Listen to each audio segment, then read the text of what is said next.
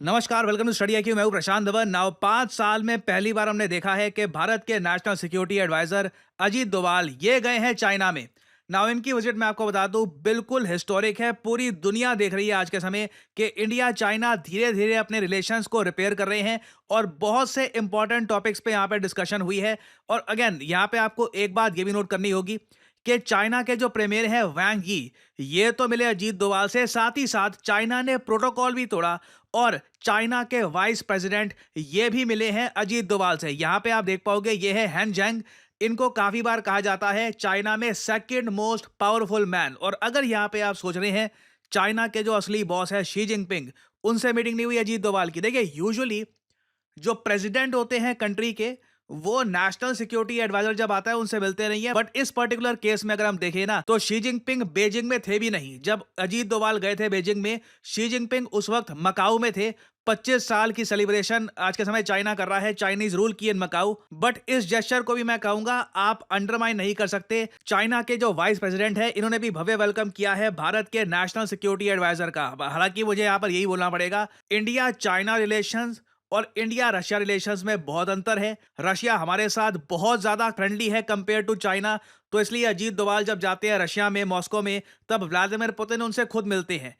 Future में अगर India China relations इसी तरीके से इंप्रूव होते रहे, मैं सरप्राइज नहीं होऊंगा कि कल को हमारे विदेश मंत्री या एनएसए फिर से जाते हैं, उस केस में शी जिनपिंग के साथ भी उनकी मीटिंग हो। और क्या यहाँ पे हम लोग कह सकते हैं कि जेन्युइनली ठीक है अजीत डोभाल साहब गए यहाँ पर चाइना में, मगर क्या इंडिया चाइना रिलेशंस लगातार बेहतर होते जा रहे हैं? क्या दोनों कंट्रीज के रिलेशन सच में एक टाइम पे आकर आज से 3-4 साल बाद स्ट्रांग हो सकते हैं? देखिए डोनाल्ड ट्रंप एक ऐसा वाइल्ड कार्ड है जिसको लेकर चाइना बहुत नर्वस है। आप एक बार सोच कर देखिए, डोनाल्ड ट्रंप ने रिसेंटली ये डिसाइड किया कि ये शी जिनपिंग को इनवाइट करेंगे अपने शपथ ग्रहण समारोह में। यूएसए ने अपने इतिहास में, अगर हम 1874 तक भी जाए ना, कभी भी किसी फॉरेन कंट्री के प्रेसिडेंट को, लीडर को इनवाइट नहीं किया है अपने देश के प्रेसिडेंट के शपथ ग्रहण समारोह में। डिप्लोमेट्स आते हैं, कुछ केसेस में कोई छोटे लेवल का मिनिस्टर भी आ जाता है, मगर प्रेसिडेंट को, एक सिंगल कंट्री के प्रेसिडेंट को यूएस ने कभी इनवाइट किया नहीं। ट्रंप ने अपनी तरफ से इनविटेशन भेजा, चाइना ने पोलाइटली रिजेक्ट कर दिया इनविटेशन।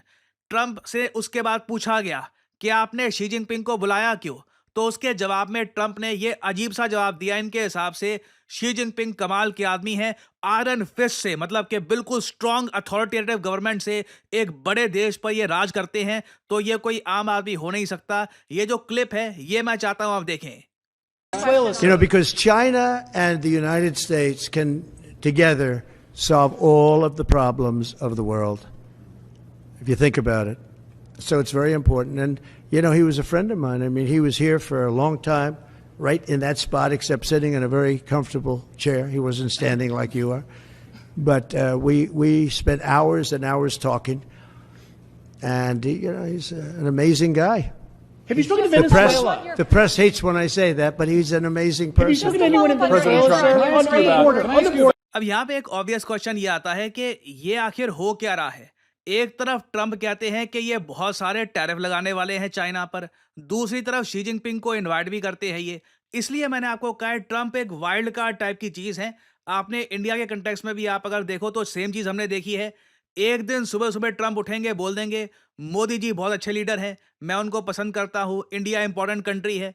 अगले दिन उठेंगे तो ये कह देंगे इंडिया बहुत सारा टैरिफ लगाता है, तो हम भी टैरिफ लगाएंगे इंडिया पे, हम जवाब देंगे इंडिया को। फिर अगले दिन कुछ और होगा। तो ये इस चीज को लेकर आप सब लोग यूज टू हो चुके होंगे कि एक आपने याद होगा मूवी में एक कैरेक्टर थे दुग्गल साहब। तो आज ट्रंप क्या है वो देखना होगा और ये इनका फैक्टर रहेगा। और चाइना इस बात को लेकर कंफर्टेबल नहीं है। एक ऐसा लीडर अब यूएसए में पावर संभालने वाला है जो कब क्या कर दे किसी को कुछ आइडिया नहीं है। इसलिए मैंने आपको कहा था आने वाले 4 साल बहुत ज्यादा एंटरटेनिंग होंगे, स्टेबल बिल्कुल नहीं होने वाले, बट बहुत सी चीजें होंगी। एक साल कुछ जाएगा, अगले साल कुछ और हो जाएगा। तो चाइना देखिए यहां पर यह मान के चल रहा है कि यूएसए के साथ relations by and large negative दिशा में ही जाएंगे। और इसलिए चाइना ने, आपने देखा होगा, अपनी तरफ से भी और वेरियस और तरीके से कोशिश अपनी करनी स्टार्ट कर दी है कि इंडिया के साथ जो भी इश्यूज इन द पास्ट रहे हैं, धीरे धीरे इसको ये रिपेयर करना स्टार्ट कर दे।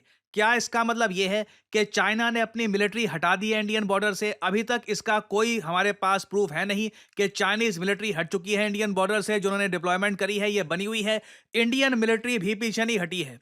ये धीरे धीरे जो अब हाथ मिलाए जा रहे हैं, जो मीटिंग्स हो रही हैं, इनके पीछे अभी भी प्रॉपर ट्रस्ट दोनों कंट्रीज के बीच में बना नहीं है। और हो सकता है कि वो बने भी ना, क्योंकि दोनों देश ताकतवर हैं। चाइना ऑफ कोर्स ज़्यादा ताकतवर है, इंडिया भी अपने आप में ग्रो कर रहा है।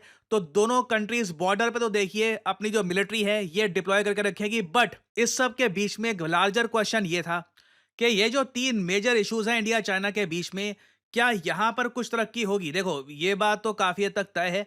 इंडिया चाइना का जो बॉर्डर का इशू है कि बॉर्डर को हम कब इंटरनेशनल बॉर्डर मानेंगे, जो डिस्प्यूट्स हैं ये कब रिजॉल्व होंगे, इसमें टाइम लगेगा। इसमें तो अभी काफ़ी टाइम लगेगा। दोनों कंट्रीज अपनी जो मिलिट्री है ये भी पुल बैक नहीं करने वाली, क्योंकि अगेन ट्रंप का कुछ पता नहीं है कहाँ पे वो जाएंगे। मुझे लगता है कि ट्रंप को भी शायद पता नहीं है कि वो क्या करने वाले हैं। इवन ही इज़ अनश्योर, क्योंकि मुझे याद है जब ट्रंप ने ये बोला था कि ये चाइना पे टैरिफ लगाएंगे बहुत सारे, चाइना की साइड से बस एक रिप्लाई आया था, जो ट्रंप करने वाले हैं उसका जवाब हम भी देंगे, मगर इस सब में जीत किसी की नहीं होगी, दोनों कंट्रीज लॉस में होंगी। खैर, अभी अगर हम देखें ना, तो ये जो 3 पॉइंट्स है इंडिया चाइना के बीच में, यहां पर कुछ तरक्की हम देख पा रहे हैं। एक तो कैलाश मानसरोवर यात्रा, यहां पे आप देख पाओगे ये है माउंट कैलाश, बिल्कुल इंडिया की बॉर्डर के पास में है, चाइना में है आज के समय माउंट कैलाश। और ये 3 धर्मों के लिए बहुत इंपॉर्टेंट है, हिंदुइज्म, जैनिज्म, बुद्धिज्म। और कैलाश मानसरोवर की यात्रा करने के लिए कई इंडियंस वेट कर रहे थे। 2020 से देखिए कैलाश मानसरोवर की यात्रा हुई नहीं। पहले कोविड हो गया, फिर गलवान वैली हो गया, उसके बाद इंडिया चाइना के बीच में एग्रीमेंट साइन हुए नहीं है। तो माना जा रहा है कि देखिए इन द फ्यूचर बहुत ही जल्द कैलाश मानसरोवर यात्रा का रूट फिर से ओपन हो सकता है बिटवीन इंडिया एंड चाइना। फिर उसके अलावा अगर हम बात करें ट्रांस बॉर्डर रिवर कॉपरेशन की, देखिए इंडिया चाइना के बीच में बहुत सारी रिवर्स बहती हैं। तो इंपॉर्टेंट ये है कि रिवर से रिलेटेड जो डेटा है ये चाइना रेगुलर बेसिस पर इंडिया को प्रोवाइड करे, क्योंकि चाइना का जो डेटा है ये अपस्ट्रीम डेटा है। और ये डेटा ना सिर्फ भारत के काम का है, इवन बांग्लादेश को भी ये काफ़ी यूजफुल होगा। तो इससे रिलेटेड भी काफ़ी डेवलपमेंट हुई है। और फाइनली नथुला बॉर्डर, इधर आप देख पाओगे मैप में, ये है नथुला बॉर्डर इंडिया चाइना के बीच में। यहां पर देखिए ट्रेड फिर से शुरू हो जाएगा भारत और चीन के बीच में। और साथ ही साथ इंडिया चाइना ने जो 6 पॉइंट कंसेंसस प्लान है चाइना का, इसको लेकर भी एग्रीमेंट यहां पे बना लिया है कि धीरे धीरे दोनों कंट्रीज के रिलेशंस इंप्रूव होंगे। अगेन देखिए ये इंडिया के लिए भी एक अच्छा मूव है। कल को अगर मान लीजिए हाइपोथेटिकली स्पीकिंग ट्रंप का कुछ पता नहीं है, वो कहे कि इंडिया के साथ भी हमारा ट्रेड सरप्लस है, इंडिया पे भी लगाओ टैरिफ, या कुछ कर दे जो हम एक्सपेक्ट नहीं कर रहे, उस केस में देखिए हमारे पास ऑप्शंस ओपन होनी चाहिए कि हम ब्रिक्स कंट्रीज के साथ ज्यादा एंगेजमेंट स्टार्ट कर ले। तो ये एक बहुत अच्छी पॉलिसी है। और इन मीटिंग से ना प्रेशर आएगा डोनाल्ड ट्रंप पे कि अब आप क्या करोगे। आपके हिसाब से बेस्ट केस सिनेरियो तो ये होता ना कि इंडिया चाइना के रिलेशंस खराब हैं, आप दोनों कंट्रीज को टारगेट कर रहे हो टैरिफ से। अब जब दोनों कंट्रीज टेबल पर बैठकर बातचीत करना स्टार्ट कर रहे हैं, what will you do now? तो this is a very important development. ये आप कह लीजिए हार्डकोर जियोपॉलिटिक्स है, इसमें यूएस का भी एंगल आता है, but at the same time India China के रिलेशंस नेचुरली भी अब वापस इंप्रूवमेंट की तरफ बढ़ रहे हैं। और फाइनली यहाँ पे मैं आप लोगों से एक एमसीक्यू पूछूंगा।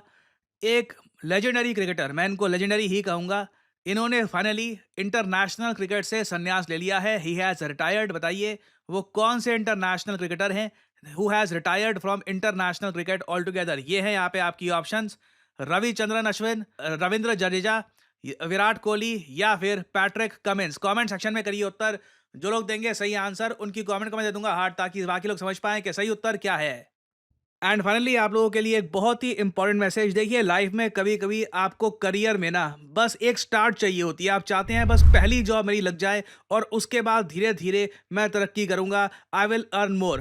वेल, स्टडी IQ XLR आपके लिए एक गोल्डन अपॉर्चुनिटी लाया है विद डेटा एनालिस्ट कोर्स। देखिए आज के समय दुनिया भर में कोई भी कंपनी हो, वहां पे डेटा एनालिस्ट की आवश्यकता है। और डेटा एनालिस्ट बनने का रास्ता स्टडी IQ आपको दिखाएगा। आपको सिंपली क्या करना है, कमेंट सेक्शन में जाइए, यहाँ पे आपको लिंक दिख जाएगा इस कोड का, start your career as a data analyst with study IQ XLR mastery batch. इस लिंक पर करिए क्लिक और यहाँ पर देखिए स्टडी IQ XLR आपको प्रोवाइड करेगा data analyst mastery live batch, जिसके अंडर 3 महीने में आपको प्रॉपर ट्रेनिंग दी जाएगी एक्सेल की, SQL की, टैब्ल्यू की, पाइथन की वेरियस स्किल्स आपको प्रोवाइड की जाएगी। कल को किसी भी कंपनी में एक डेटा एनालिस्ट के रूप में अपना करियर स्टार्ट कर सके। और डेटा एनालिस्ट की मैं आपको बता दूं, जो स्टार्टिंग सैलरी है, कोई भी फ्रेशर बिना किसी एक्सपीरियंस के किसी कंपनी में लगता है तो स्टार्टिंग सैलरी 6 से लेकर 8 लाख रुपए पर साल की होती है। और 2030 तक माना जा रहा है कि डेटा एनालिस्ट की भारत देश में बहुत ज्यादा रिक्वायरमेंट होने वाली है। तो अगर आप तब तक एक्सपीरियंस गेन कर लेते हैं वेरियस कंपनीज में काम कर करके,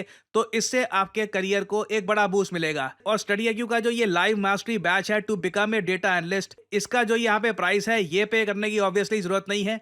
सिंपली यहाँ पर 3 ऑफर्स अवेलेबल पर क्लिक करिए और अगेन यहाँ पे आपको बहुत सारे कोड दिख रहे होंगे, लाइव और ओनली फॉर टुडे।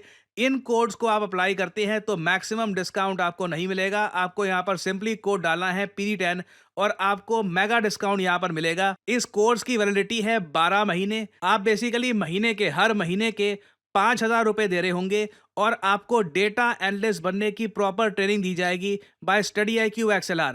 हाँ, प्लेसमेंट की बात, प्लेसमेंट में भी स्टडी IQ आपकी हेल्प करेगा ताकि आपकी जॉब लग जाए मार्केट में। वैसे मैं आपको ये बता दूं, डेटा एनालिस्ट की डिमांड इतनी है कि आपके पास प्रॉपर सर्टिफिकेशन है, क्योंकि इस कोर्स में आपको सर्टिफिकेशन भी मिलती है कि आपने ये कोर्स कंप्लीट कर लिया है। और अगर आप चाहें तो इस कोर्स में ये भी ऑप्शन अवेलेबल है कि IIT मद्रास के थ्रू आपको एक अलग से भी सर्टिफिकेशन मिल सकती है। उसके बारे में जो हमारे एजुकेटर्स हैं यहाँ पे इस कोर्स के, उनसे आप बात कर सकते हैं। तो आपके लिए देखिए दरवाजे बिल्कुल खुल जाएंगे एक नई करियर अपॉर्चुनिटी के। और अगर आप सोच रहे हैं कि क्या ये सब करने के लिए मैथमेटिक्स बहुत ज़्यादा अच्छा होना चाहिए, तो इसका आंसर है नहीं।